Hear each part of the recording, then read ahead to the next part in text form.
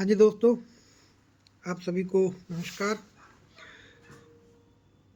अभी supreme court ने एक अरावली पर्वत श्रृंखला जो है उसको लेके एक नया नियम दिया है, जिसमें उन्होंने कहा है कि जो अरावली श्रृंखला है उसकी उन्होंने नई परिभाषा तय की है, जिसमें उन्होंने 100 मीटर या 100 मीटर से ज़्यादा जो ऊंचाई पर जो इलाका है वो ही अरावली में माना जाए।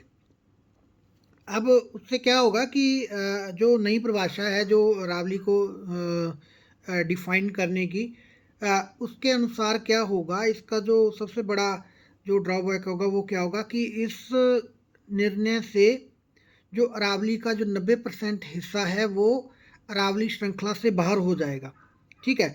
और उससे क्या होगा कि उस 90% एरिया में जो खनन और जो अवैध खनन कह लो या खनन कह लो, क्योंकि जब खनन चलेगा तो उसके साथ साथ अवैध खनन भी चलेगा ही चलेगा, तो अवैध खनन होगा। ठीक है। और इसका जो सीधा सीधा नेगेटिव इफेक्ट जो है वो दिल्ली एनसीआर और जो इलाके हैं उस पर बहुत ज़्यादा गंभीर इसका जो इफेक्ट है वो पड़ेगा।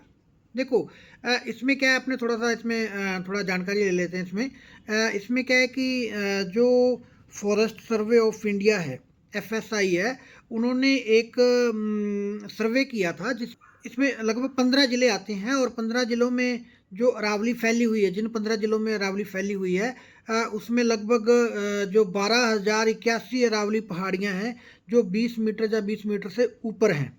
ठीक है। उसमें से सिर्फ 1,048 पहाड़ियाँ ही ऐसी हैं जिनकी लगभग 8.5%, 8.7% पहाड़ियाँ ही ऐसी हैं जो 100 मीटर से ऊपर हैं। यानी कि आप एक चीज़ सोचो कि 12,081 पहाड़ियों में से सिर्फ 1,048 पहाड़ियाँ ही ऐसी हैं जो 100 मीटर से ज़्यादा ऊंचाई की हैं। ठीक है। तो क्या है कि जो इसमें क्या बात है ना कि जो अरावली श्रृंखला जो है वो दिल्ली से लेकर गुजरात तक फैली हुई है और राजस्थान का और हरियाणा का भी उसमें काफ़ी सारा हिस्सा है वो आता है। ठीक है। अब देखो राजस्थान में जो है वो लगभग अरावली का जो 2/3 हिस्सा है वो राजस्थान में आता है। और यहाँ पे क्या है कि जो अवैध रूप से बहुत ज़्यादा मात्रा में क्या होता है, गैर कानूनी जो खनन है वो होता है। तो उसको मद्देनज़र रखते हुए क्या है कि सुप्रीम कोर्ट ने क्या किया था कि सरकार को एक रिपोर्ट बनाने के लिए कहा था, जिसमें उन्होंने कहा था कि आप इस गैर कानूनी खनन जो हो रहा है जो अरावली का, उसको रोकने के लिए आप क्या करो, एक प्रॉपर नियम बनाओ। पिछले साल क्या हुआ कि सुप्रीम कोर्ट ने क्या किया कि सरकार से ये कहा कि आप क्या करो, केंद्र को ये कहा कि आप क्या करो कि जो अरावली की जो डेफिनेशन है वो फिक्स करो, या एक सरल तरीके से अरावली को क्या करो, परिभाषित करो कि अरावली किसे माना जाए, कि किस जगह पे जो खनन है वो हो सकता है, किस जगह पे खनन नहीं हो सकता।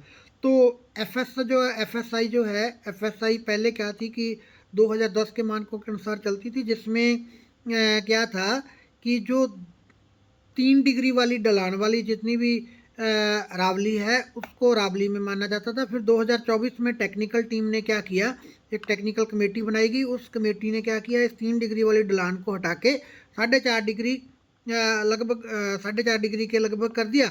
और इसमें क्या था कि ढलान जो कम से कम जो इसमें 30 मीटर की ऊंचाई है वो उसको मानक में लिया गया। और उसके अंदर भी क्या था कि लगभग अरावली का जो 40% हिस्सा है वो उसके अंदर, उस कानून के अंदर भी आता था। ठीक है। अब लेकिन अब जो मंत्रालय ने जो रिपोर्ट दी है, अब जो सरकार ने जो रिपोर्ट दी है सुप्रीम कोर्ट को, उसमें उन्होंने क्या कहा है कि उसमें उन्होंने सिर्फ यही कहा है कि जो 100 मीटर से ऊपर या 100 मीटर से ऊपर की जो पहाड़ियाँ वही क्या मानी जाएंगी, अरावली मानी जाएंगी। अब इससे क्या होगा कि इससे इसके नुकसान क्या होंगे। तो इसमें सबसे पहला क्या है कि देखो सबसे पहले अपने ये चीज़ समझने की कोशिश करते हैं कि इसके जो अरावली क्या बेनिफिट क्या दे रही थी। अरावली का सबसे बड़ा बेनिफिट ये था कि जो PM2.5 जैसे बारीक पार्टिकल्स जो होते हैं उनको रोकने के लिए ये पहाड़ियाँ जो हैं वो अपना एक अहम रोल अदा करती थी, ताकि जो दिल्ली एनसीआर जैसे एरियाज हैं वहाँ पे जो पोल्यूशन है उसको कंट्रोल करने में ये बहुत बड़ी मददगार साबित होती थी। ठीक है। अब देखो जो अरावली जो है वो सिर्फ एक पोल्यूशन को रोकने के लिए काम नहीं करती। ये जो रणथंभौर और सरिस्का जैसे जो अभयारण्य हैं वो वहाँ से वन्य जीवों को यानी कि आप एक चीज़ सोचो कि एक जगह से जो कोई जानवर है वो चल के जो अरावली के दूसरे शोर तक जाता था और वहाँ से वापस इधर आता था, है ना। तो यानी कि उनको विचरण करने के लिए वन्य जीवों के लिए भी वो ये बहुत बड़ी एक सुविधा थी, या ऐसे कह लो कि वन्य जीवों के लिए संरक्षण के लिए ये एक बहुत बड़ा जो स्थान है वो उनके लिए यूज़ किया जाता है, जहाँ उनके विचरण के लिए ये यूज़ किया जाता था। तो अब क्या है कि अगर एफएसआई ने जो नया नियम दिया है जिसमें 100 मीटर या 100 मीटर से ऊपर वाली जो पहाड़ियाँ वही बचेंगी, तो उसके अनुसार क्या होगा कि इसकी जो अरावली की जो 90% जो अरावली का जो हिस्सा है वो इस अरावली से बाहर हो जाएगा। तो अरावली से बाहर हो जाएगा तो उसका खनन और उसके अवैध खनन दोनों क्या हो जाएंगे, उसके शुरू हो जाएंगे, क्योंकि उसकी अनुमति मिल जाएगी। कंपनियां क्या करेंगी, उस खनन के लिए उसको यूज़ करेंगी। तो जो पहाड़ियाँ 100 मीटर या 100 मीटर से ऊपर होंगी वो ही बचेंगी, बाकी सब क्या कर दी जाएंगी, उड़ा दी जाएंगी, है ना। तो उससे क्या है कि जो वन्य जीव जो हैं वो भी क्या आ जाएंगे, खतरे में आ जाएंगे। यानी कि उनका देखो उनका भी उनका जो अस्तित्व है वो क्या हो जाएगा, खतरे में आ जाएगा। और इससे जो नीचे वाली जो पहाड़ियाँ हटेंगी ना, इससे एक चीज़ और भी होगी कि जो मरुस्थल से उड़कर जो आने वाली जो रेत है वो इंडो गैंगेटिक मैदान जो है उसमें फैल सकती है। इससे क्या होगा कि जो दिल्ली एनसीआर के लोग हैं उनके लिए ये खतरे का बहुत बड़ा संकेत हो जाएगा। चीज़ें और भी हैं कि सबसे पहले मैं यहाँ पे एक थोड़ा सा अपने चीज़ें देखते हैं कि जो सरकार की दलीलें हैं और उन पे जो क्वेश्चंस आते हैं वो कौन कौन से हैं। सबसे पहले उनको देखते हैं थोड़ा कि सबसे पहले तो इन्होंने जो दिया है कि जो ढलान का जो कहा है कि ढलान क्या है कि 3 डिग्री वाला फॉर्मूला जो है वो मंत्रालय ने ये कहा था एक्चुअली कि जो 34 में जो 12 अरावली जो ज़िले हैं उनमें औसत ढलान जो है अरावली की वो 3 डिग्री से कम है।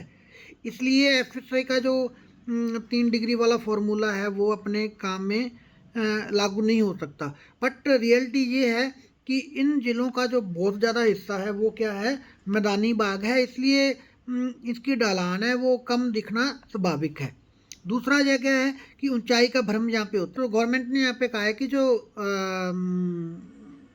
यहाँ पे जितनी भी ज़मीन है, मंत्रालय का ये कहना है कि यहाँ पे जितनी भी ज़मीन है वो सारी की सारी उसकी जो ऊंचाई है वो 100 मीटर से कम नहीं है। लेकिन ये जो ऊंचाई उन्होंने मापी है वो कहाँ से मापी है, उन्होंने समुद्र तल से मापी है। लेकिन ऐसा कभी नहीं होता, क्योंकि जो अरावली की जो ऊंचाई है वो कहाँ से मापी जाएगी, उसके आसपास की ज़मीन से मापी जाएगी। अगर अपने कोई पहाड़ी अगर अपने लेंगे, अगर समुद्र तल से वो 190 मीटर है तो उसके आसपास की ज़मीन जो 100 मीटर है तो वो असल में 90 मीटर की पहाड़ी है ना।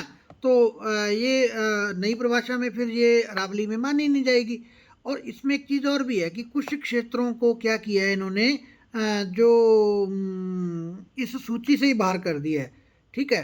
जो गवर्नमेंट ने जो 34 जिलों की सूची दी है उसमें चित्तौड़गढ़ शामिल नहीं किया। ठीक है। और इसमें क्या है कि अरावली चित्तौड़गढ़ में क्या है कि अरावली पर बना हुआ सबसे प्रसिद्ध किला भी है जिसे यूनेस्को वर्ल्ड हेरिटेज घोषित किया गया है। ठीक है। सवाई माधोपुर भी इस सूची में नहीं है, और अरावली नहीं है जहाँ अरावली और विंध्याचल मिलते हैं। ठीक है। और जहाँ रणथंभौर भी है। लेकिन इसमें क्या है कि ये कुछ एरियाज हैं वो क्या कर दिए हैं, इससे क्षेत्रों को सूची से ही हटा दिया। अब देखो, अब आगे अगर अपने बात करें तो क्या है कि इसमें अब आगे क्या हो सकता है, जा क्या है। तो इसमें अभी कोर्ट में देखो जो पर्यावरण शिक्षाविद हैं या जो कुछ एनजीओज हैं जो पर्यावरण के लिए लगातार काम कर रहे हैं, वो उन्होंने इस चीज़ का क्या किया है, विरोध किया है। तो देखो आगे सुप्रीम कोर्ट के क्या ऑर्डर्स आते हैं, क्या सुप्रीम कोर्ट कहती है, इस चीज़ को आगे अपने फिर आने वाले समय में देखना होगा कि इस पे जो इसकी नई परिभाषा है या इसको कैसे नए मानकों के साथ कैसे इसको दोबारा फिर नियम को किस नए तरीके से लागू किया जा सकता है। और इसमें सबसे बड़ी बात यही है कि देखो, सबसे बड़ी बात जो इसमें ध्यान रखने वाली है वो ये है कि अगर इंसान जो है वो अपने फ़ायदे के लिए कुदरत का नुकसान ज़्यादा कर रहा है, ठीक है। और ऐसे नियम बनाए जाएं जिससे कुदरत और जो इंसान है या कुदरती जो जीव हैं उनके बीच का जो एक इकोलॉजिकल जो कनेक्शन है वो बना रहे, वो नहीं टूटे, है ना। तो हमारी सरकार से भी यही रिक्वेस्ट है, सुप्रीम कोर्ट से भी यही रिक्वेस्ट है, ठीक है, कि एक ऐसा नियम बनाया जाए जिससे पर्यावरण को किसी प्रकार का नुकसान ना हो, ठीक है। और इसमें अगर ऐसे नियम लागू होते हैं तो इसमें देखो जो सबसे ज़्यादा नुकसान होगा वो आम इंसान का होगा, ठीक है, आम लोगों का होगा, जो खास करके एनसीआर और जो इस एरिया में रहते हैं वहाँ पे पानी की कमी हो जाएगी, सूखे की कमी हो जाएगी, सूखा हो जाएगा, ठीक है ना, सूखे की बढ़ोतरी हो जाएगी, कमी तो नहीं कहेंगे, सूखे की बढ़ोतरी हो जाएगी, ठीक है। और ऐसा पहले भी हुआ है ना, जो ये नई बात नहीं है, ऐसा पहले भी हो चुका है बहुत सारे एरियाज में। तो देखो, पढ़ाई लिखाई जो है वो हमें विवेकशील बनाती है। तो जो ऐसे नियम बनाने वाले जो हैं, जो जिनको ये नियम बनाने के लिए कहा जाता है, मेरी उनसे रिक्वेस्ट यही है कि अपने विवेक से काम लें, ठीक है। और ये अनपढ़ों वाली बातें जहाँ जो मूर्खों वाले फैसले ना लें, ताकि आने वाली जनरेशन्स जो हैं, आने वाली पीढ़ियाँ हैं, वो आपको ना कोसें, है ना।